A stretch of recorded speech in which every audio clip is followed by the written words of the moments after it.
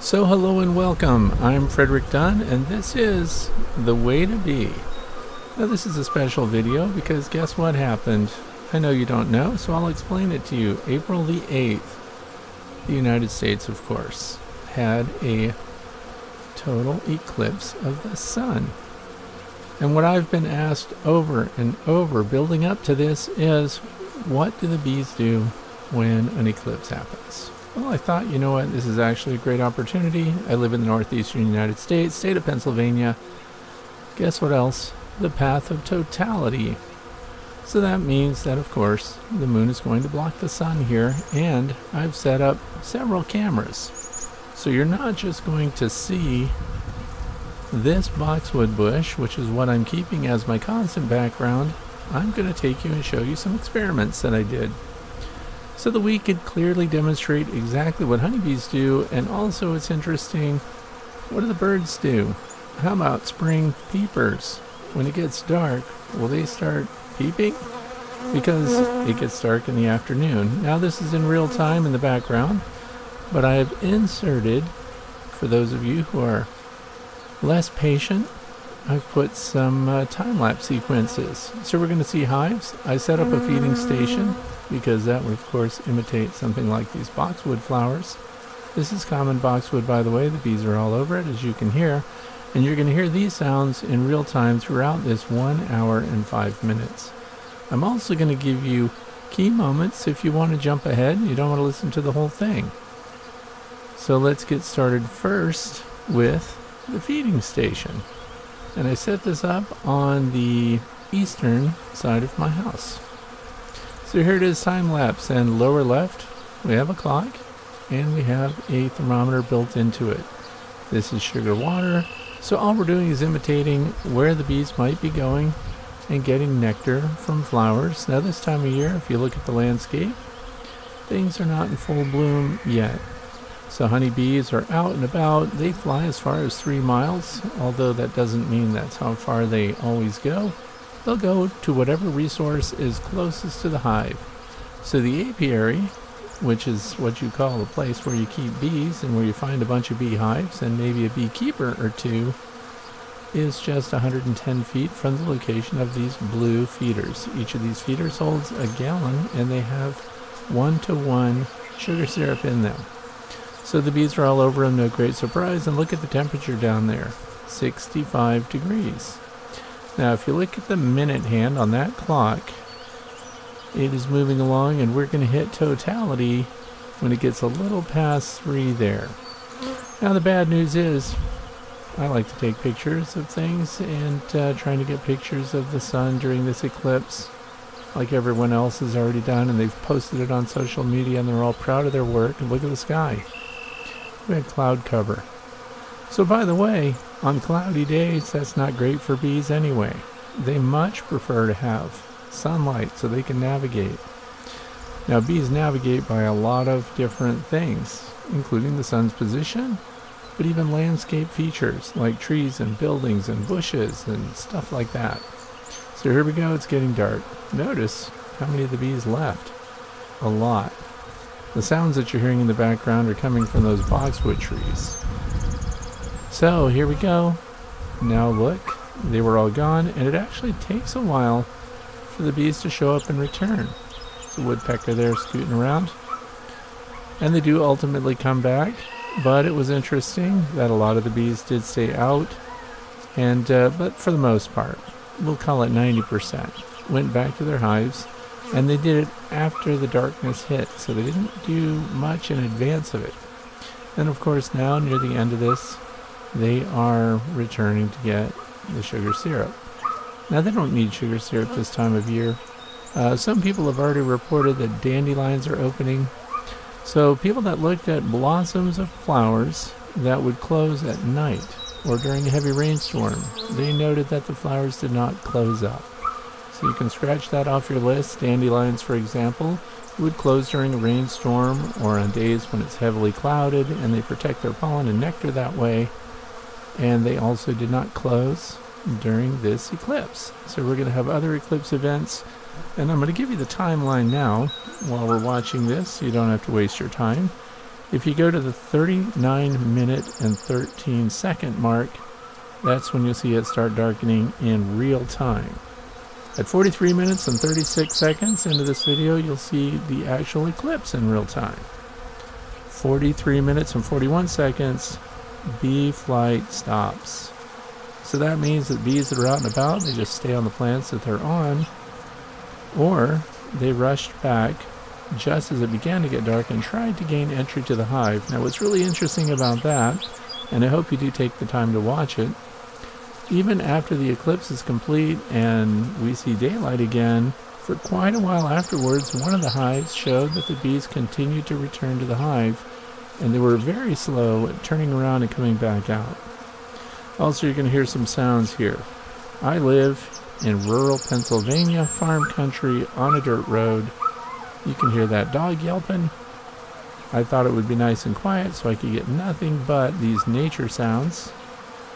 And that did not happen because during totality, somebody decided to shoot off a bunch of fireworks just for starters. So that happens at 45 minutes and 57 seconds.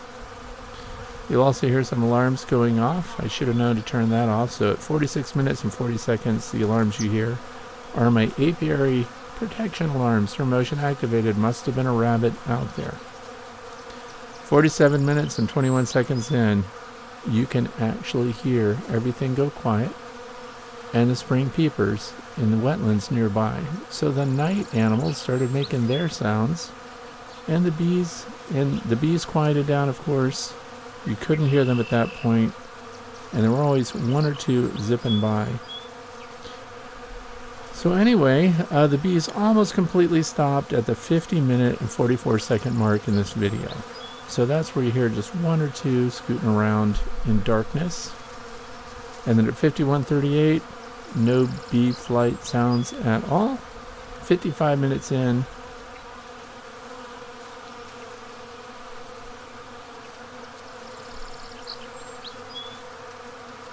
the side-by-side vehicles start coming up the dirt road. You can even hear a radio. So when I wanted to hear nothing but nature, we hear all-terrain vehicles. Kind of too bad, nothing we can do about it. People have the right to make noise if they want to. And then at 1 hour and 3 minutes, a neighbor starts using a power washer when I'm trying to hear the bees coming back to do their pollinating. So by 1 hour and 4 minutes on this video, bees are 100% back to foraging, and that'll be the end of it. So now you know you can also find those segments down in the video description, and if you're on YouTube, the chapters will be marked there so you can see everything. Of course, I have a honeybee buzzing me. Why not? And I did set out, of course, all these cameras on tripods. I can only be at one place at a time. So I was doing photography, and I did set up my camera. Even though we were defeated by clouds, I got some reasonable shots, and I did get some video sequences. So if you watch to the segment of totality, you'll see some of the video taken with the camera rig that I was using to get my eclipse shots. So now the boxwood plant here, boxwood bushes, these are the ones that you can trim and shape into everything you want. So they're a hedge, really. Not fantastic for bees, but the fact that the honeybees are all over the boxwood blossoms shows us that they are still waiting for more meaningful resources to come from the environment.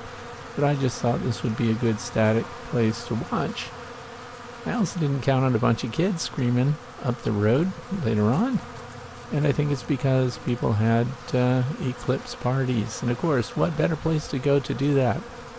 Out in the country, where things are nice and quiet. And you can see nature. And you get an unobstructed view of the eclipse through the clouds. Those are my chickens, of course. And they crow. Chickens will crow at night, and they'll crow during the day. They crow whenever they feel like it. Of course, we're talking about the roosters. They make an appearance later on in the video, and if you want to know what kind they are Menorcans, Mediterranean birds.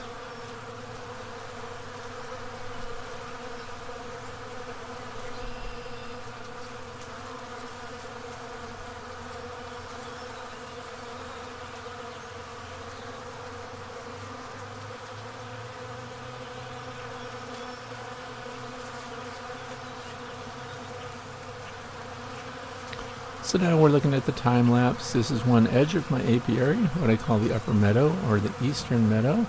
In the background is a chicken coop. And we're seeing the bees, of course, zipping into the hive and doing their thing. This is a flow hive, by the way.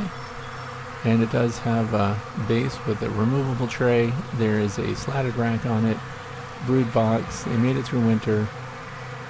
And of course the sounds you're hearing are ATVs in the background.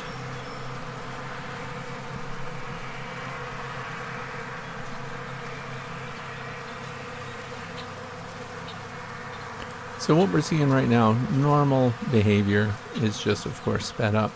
And they are bringing pollen, lots of it. That's great news. Another source of pollen right now might be coming from the willow trees. And there's bright yellow pollen on the willow catkins. And the sun keeps coming out and flickering back and forth, of course. But it's nice and warm today, so it's a perfect day for the pollinators, 60 degrees. And you can see the activity picking up here. So I guess what's happening is they're actually starting to head back to the hive. And what you see stuck in the entrance there, those are rolled aluminum screens, and that's to reduce the entrance without reducing ventilation for the bees. But for some reason, these bees are really headed back. Now this is normal flight time for the bees, anywhere from 10 a.m. roughly until 3 or 4 p.m. on a nice warm day like today would be prime time for going out and get nectar and pollen. Also in the background on the right there is another flow hive. And totality is coming, so we're going to get to see what happens with these bees. And we didn't get dramatic shadows, but there you go. It got really dark, and because it's time lapse, of course, that lasted only a moment. And look, the chickens are right back at it, going through the bee yard. Chickens and honeybees completely get along. But what I want you to notice is the honeybees are still returning to the hive. So even after the eclipse cleared and daylight returned, there were still a lot of bees that were kind of bothered by the darkness, and they just continued to return to the beehive for quite a while afterwards. And I found that repeated on all the hives. So they were delayed in getting back out there and getting back to work. And of course today is April the 9th, and we have fantastic weather, so everything is back to normal. And chickens can go right through the bee yard, collecting bugs, eating plants, whatever they want to do, and the honeybees ignore them.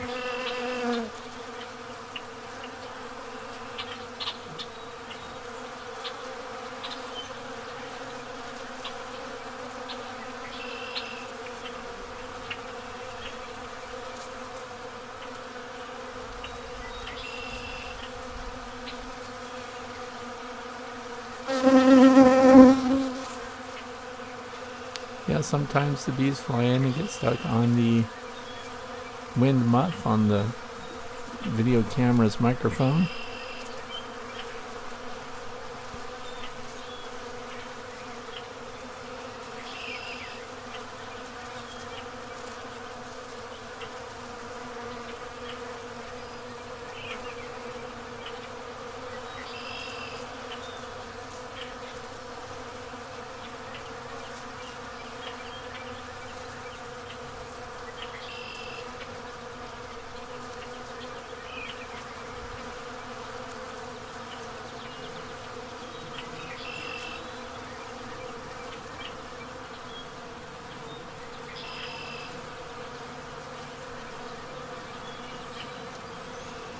And keep in mind that the boxwood that we're looking at here, the eclipse hasn't yet happened.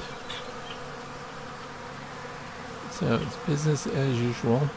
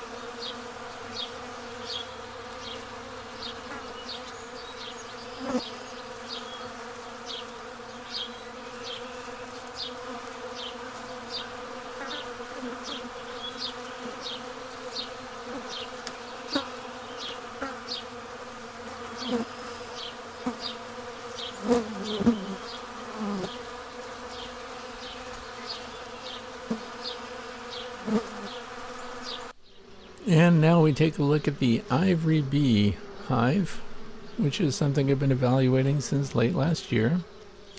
And this is not time-lapse, of course, but we still have a layered audio now. So we've got the boxwood audio, and we've got the sound from these bees coming and going from the entrance to the Ivory Bee hive, which faces to the south.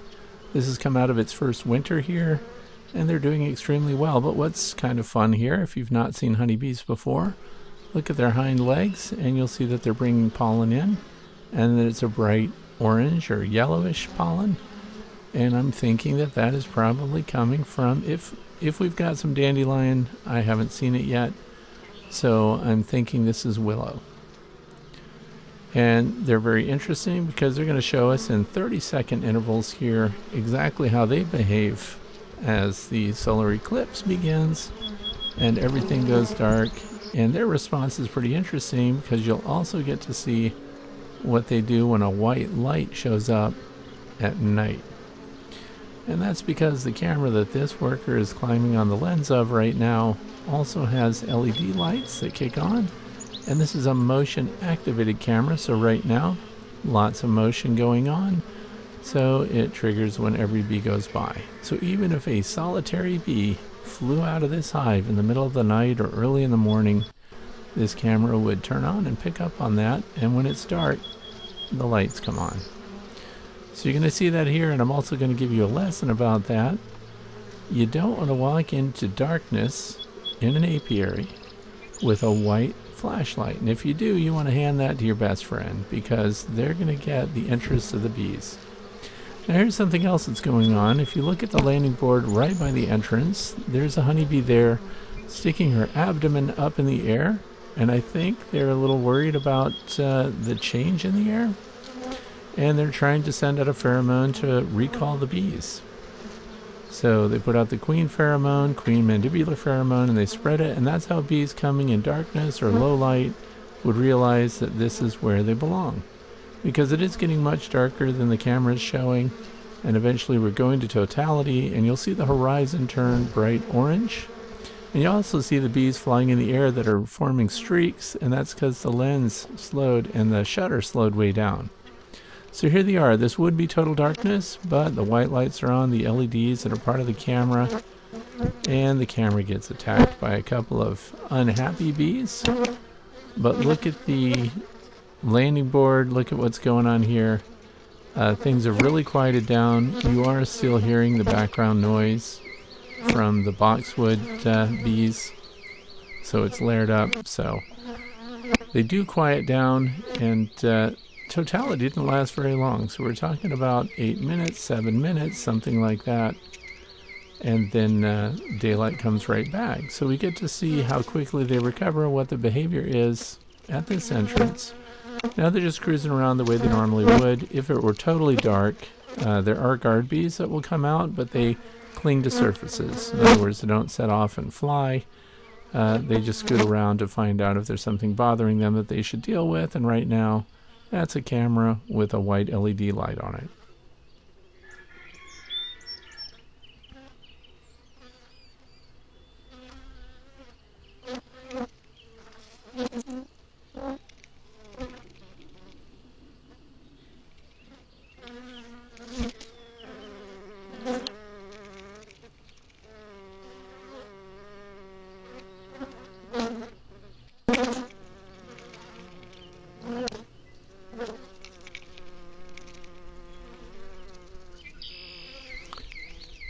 And notice too, the birds are still singing, so it didn't really change much.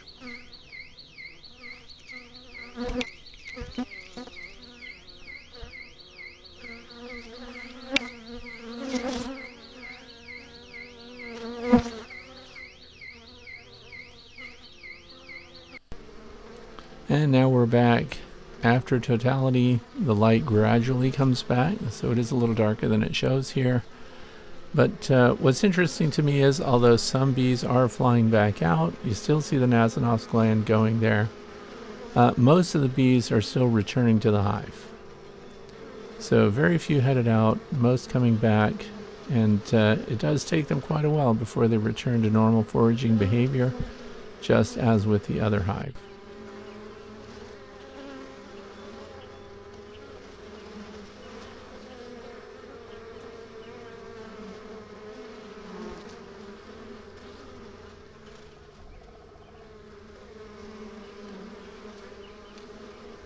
And for those beekeepers that might be wondering, this particular hive was a swarm last year. They were not fed, so no supplemental feeding. They have done everything on their own, and for a swarm, they built up really fast. There are 15 full drawn frames inside this ivory beehive, and it is insulated. It comes as a kit. It took me a couple of afternoons to put it together because you have to glue all the parts. There's no hardware, with the exception of the 2 screws that are holding on that entrance. And you have the option to have an entrance at the other end too. So you could open that, close it off. You can change the size of the entrance. And we're going to see how they continue to do. But they're doing really well. It's an observation hive. If you want to look at what that looks like if you just Google or do a YouTube search for the Ivry Bee, IVRY-B hive, and you'll see the assembly, you'll see how the bees get installed, and you'll see what that 180-degree clear panel is like to look through. So that's coming up this spring. We're going to have to do something with them. They have a very high population, as you can see, just based on the pollen that's going in there. They probably have a lot of brood going, and we're looking at the risk of swarming here within the next couple of weeks. So, not good. We have to keep up with them.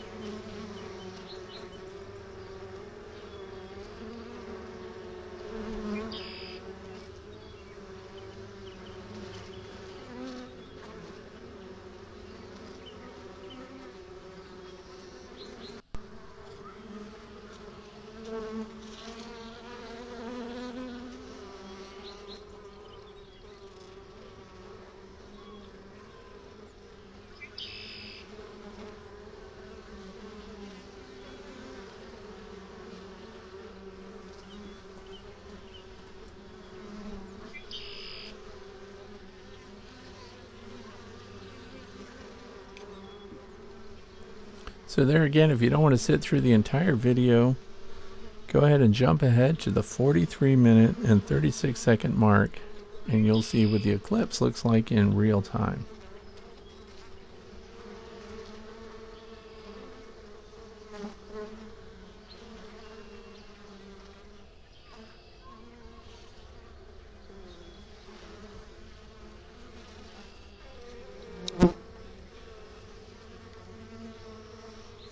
And notice the shift here. We did jump a couple of sequences ahead so that you could see that they returned to going out rather than all the bees coming back.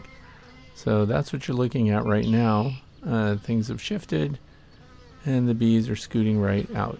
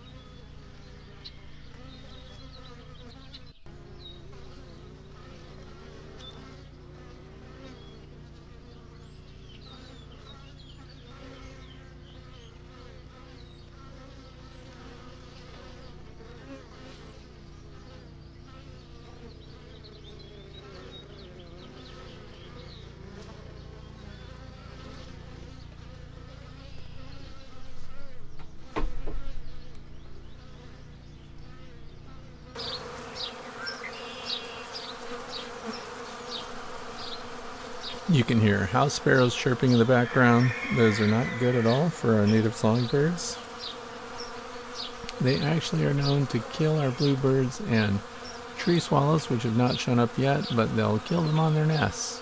Very territorial.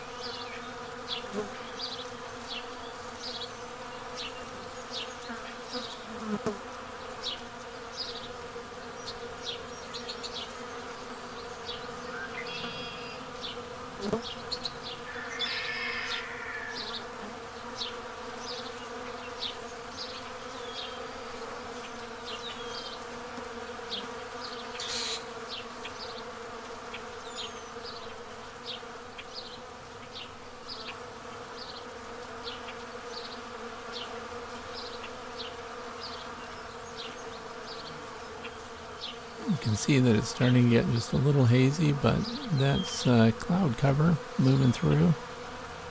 And we got really concerned about being even able to see the eclipse because there were a couple of layers of clouds up there. And just when you would think you were seeing it nice and clear, another batch of clouds came through. So this was not a perfect eclipse experience, but we did still get the opportunity to see what birds and bees do.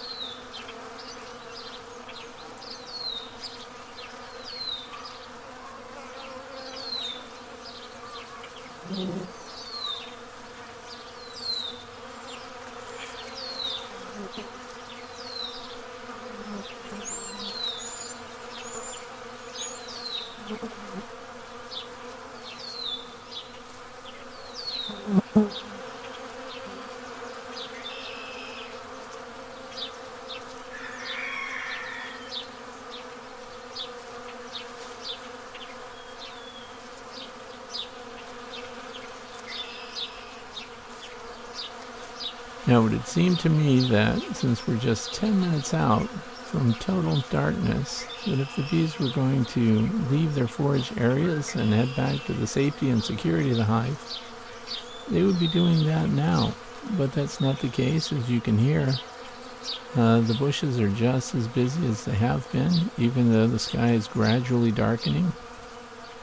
And they didn't take off the way a lot of us anticipated that they would. It was much delayed, and a lot of them didn't try to get back until after it actually went dark, which is very interesting.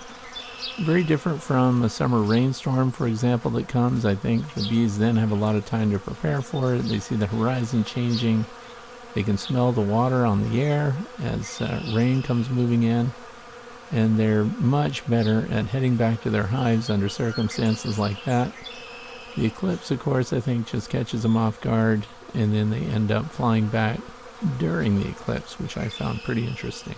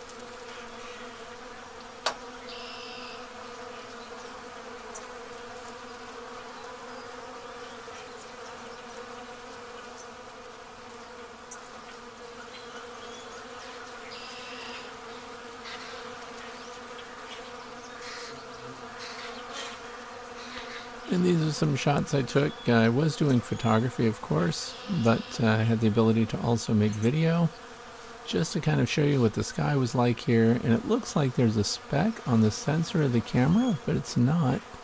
on the surface of the sun, there were dark holes, sunspots. And that was the first time I really saw them in high resolution, so it was very interesting. And the only regret I have while I was doing these video sequences, and I don't know what that is streaking through the sky there, up to the 12 o'clock position right now, moving pretty darn quick. It could be a satellite, I don't know. But this, of course, is before totality. And the clouds come in and wipe it out time and time again. And you did see a lot of objects kind of scooting through the sky there, which I find interesting. And I ramped up the ISO here. Got a lot of noise, but I had to get through black clouds. And again, this is on its way toward totality. And I don't know how many of you have ever looked through a telescope or used a long zoom lens, but the sun is on the move. It scoots across your sensor at a pretty good clip.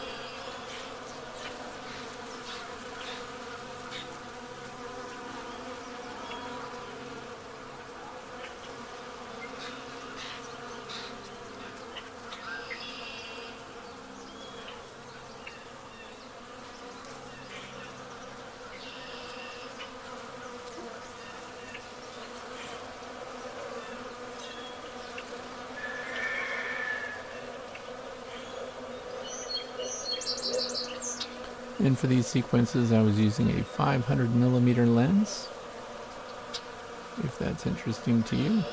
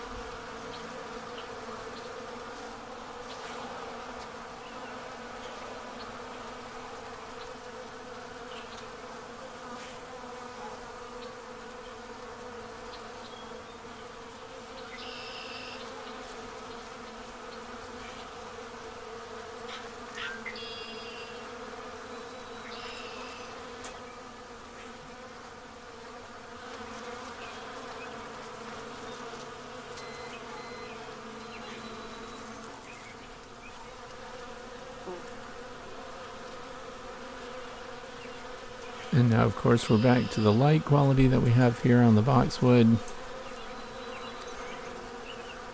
And it's gradually getting darker and darker.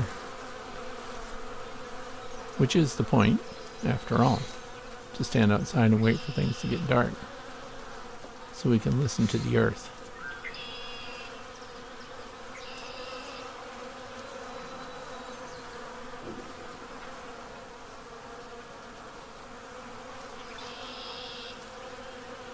And just by the sound alone, lots of bees. They stuck it out. We're within a couple of minutes here of totality.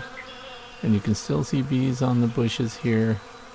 And they're still on the flowers. And we just hear them in every direction.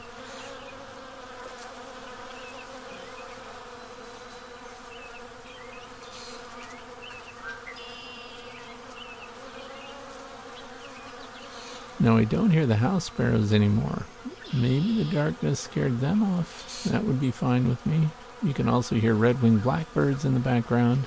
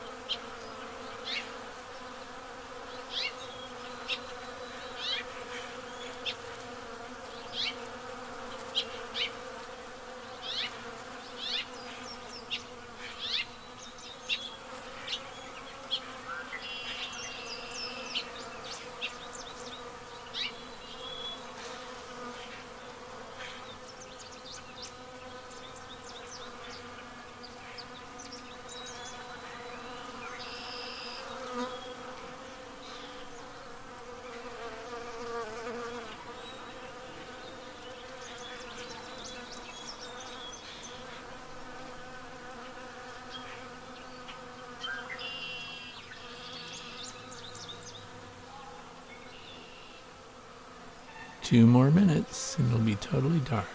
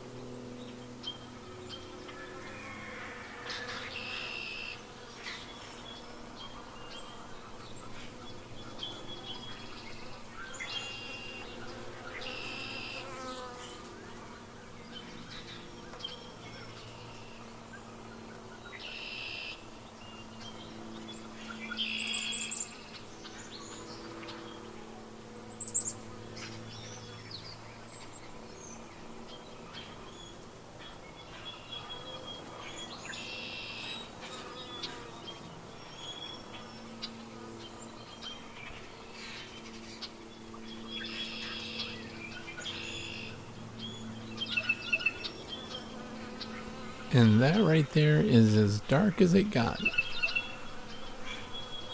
You can hear the blue jay. The bee sounds have dwindled, but they're still flying. You can still hear them buzzing.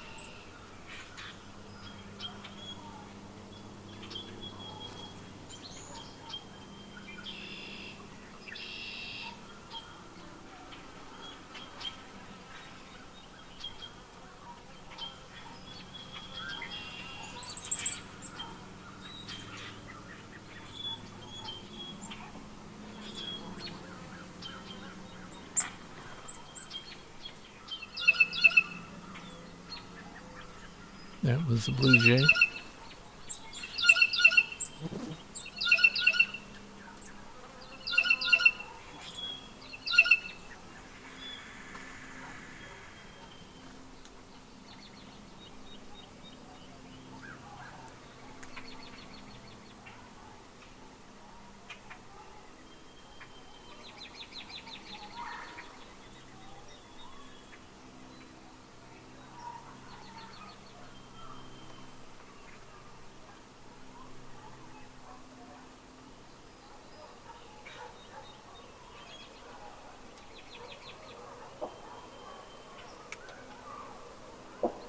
And I know those sound like gunshots, and they could very well be on any given day around here, but those are fireworks.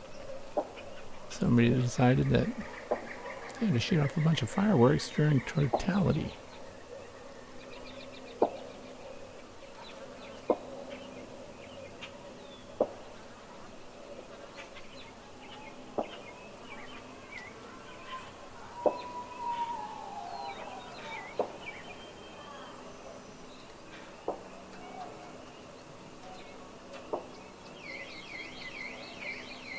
course, one of the apiary alarms goes off.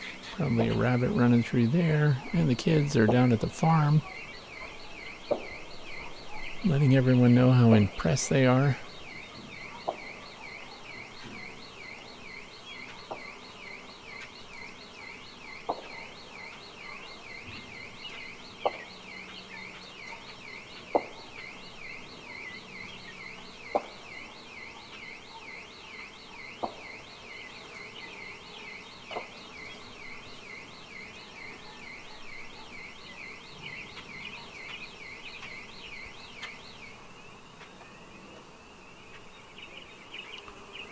Now you can start to hear the spring peepers, which are tree frogs.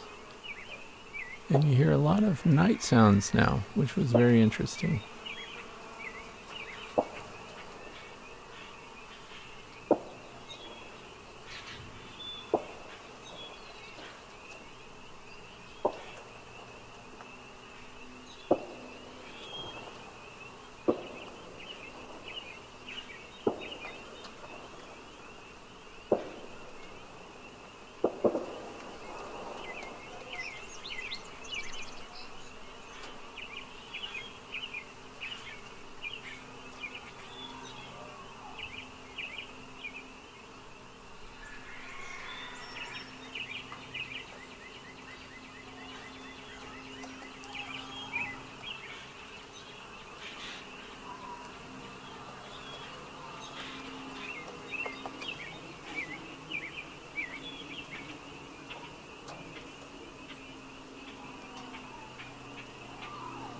Now notice that even in total darkness, the sounds of the honeybees has not completely stopped, even though they've dwindled way down.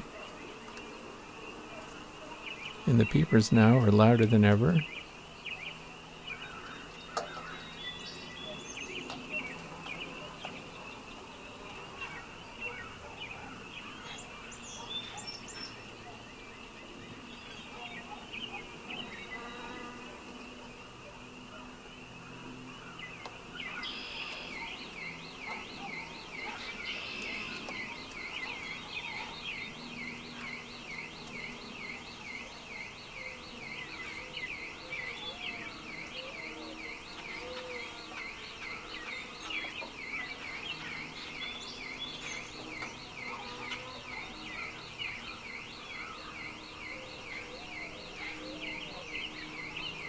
And you can hear mourning doves.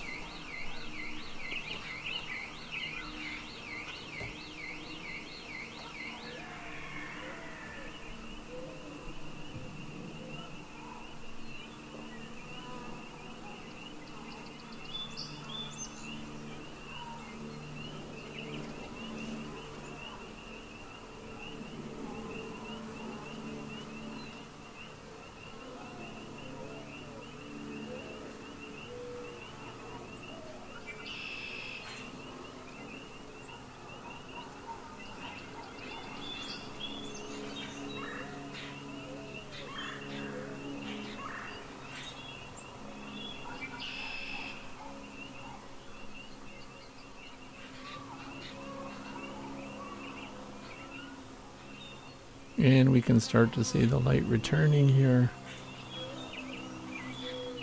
And I would say at this point, the honeybee sounds were at their lowest.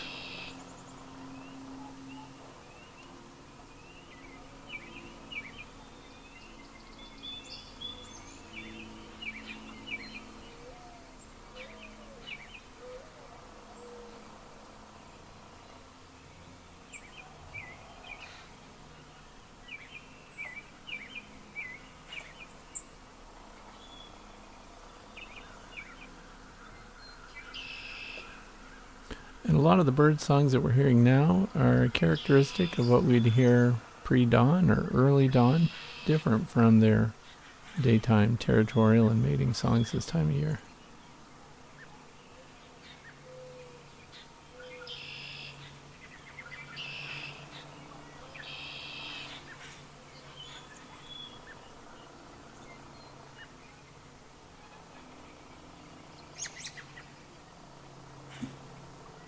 That was a robin.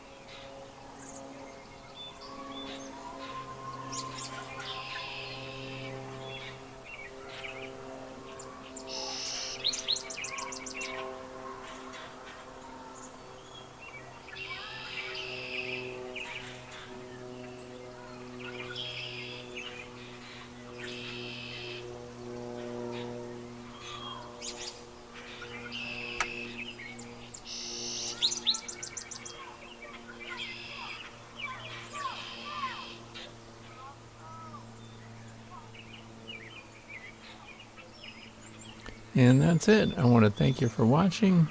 I'm just going to let this play out a little while. Things do get a little too noisy around here, and we had to shut things down. So, if I had it to do over again, which I don't, I would have, of course, shut down all of my alarms in the apiary.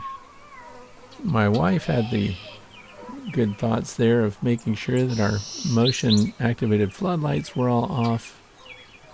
And I think it was okay. And we did learn quite a bit, but I think the bee behavior was pretty much what we expected it to be.